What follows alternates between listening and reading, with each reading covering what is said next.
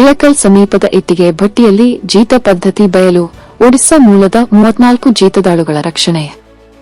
February 13, 2026. Bagalkot ಜಿಲ್ಲೆಯ ಇಳಕಲ್ ಸಮೀಪದ ಸಂಕ್ಲಾಪುರ ಗ್ರಾಮ ವ್ಯಾಪ್ತಿಯ ಇಟ್ಟಿಗೆ ಭಟ್ಟಿಯಲ್ಲಿ ಜೀತಕ್ಕೆ ಒಳಗಾಗಿದ್ದ 34 ಕಾರ್ಮಿಕರನ್ನು ಅಧಿಕಾರಿಗಳು ರಕ್ಷಿಸಿದ್ದಾರೆ.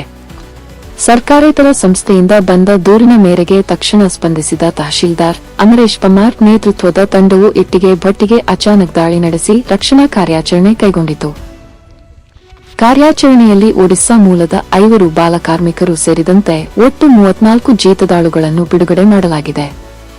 ಇದರಲ್ಲಿ ಶಾಲೆ ಬಿಟ್ಟು ಕೆಲಸ ಮಾಡುತ್ತಿದ್ದ 9 ಮಕ್ಕಳು ಪತ್ತೆಯಾಗಿದ್ದು, ಮಕ್ಕಳ ಉದ್ಯೋಗದ ಗಂಭೀರ ಉಲ್ಲಂಘನೆ ಬೆಳಕಿಗೆ ಬಂದಿದೆ.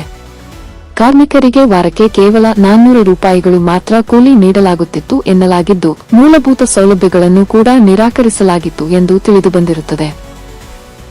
ಈ ಕಾರ್ಮಿಕರಿಗೆ ಮುಂಗಡವಾಗಿ ಒಂದಷ್ಟು ಹಣ ನೀಡಲಾಗಿದ್ದು ಮತ್ತು ಇದೇ ಮುಂಗಡದ ನೆಪದಲ್ಲಿ ಕಾರ್ಮಿಕರನ್ನು ಜೀತದಾಳುಗಳಾಗಿ ಕೆಲಸ ಮಾಡಿಸಲಾಗುತ್ತಿತ್ತು ಎಂಬ ಆರೋಪಗಳು ಕೇಳಿಬಂದಿವೆ.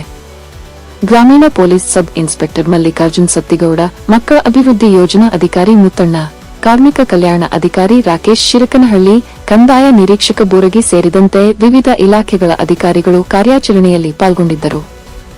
ಈ ಇಟ್ಟಿಗೆ ಭಟ್ಟಿ ಈರಪ್ಪ ಕುಂಬಾರ ಅವರಿಗೆ ಸೇರಿದೆ ಎಂದು ತಿಳಿದು ಬಂದಿದೆ. ರಕ್ಷಣೆಯ ನಂತರ ಇಟ್ಟಿಗೆ ಭಟ್ಟಿ ಮಾಲೀಕರಿಗೆ ತೀವ್ರ ಎಚ್ಚರಿಕೆ ನೀಡಲಾಗಿದ್ದು, ಸಂಬಂಧಿತ ಕಾನೂನುಗಳ ಅಡಿಯಲ್ಲಿ ಪ್ರಕರಣ ದಾಖಲಿಸಲಾಗಿದೆ ಎಂದು ಪೊಲೀಸರು ತಿಳಿಸಿದ್ದಾರೆ. ಕಾರ್ಮಿಕ ಶೋಷಣೆ ಮತ್ತು ಬಾಲಕಾರ್ಮಿಕ ಪದ್ಧತಿಗೆ ಸಂಬಂಧಿಸಿದಂತೆ ಮುಂದಿನ ಕಾನೂನು ಕ್ರಮಗಳನ್ನು ಅಧಿಕಾರಿಗಳು ಆರಂಭಿಸಿದ್ದಾರೆ.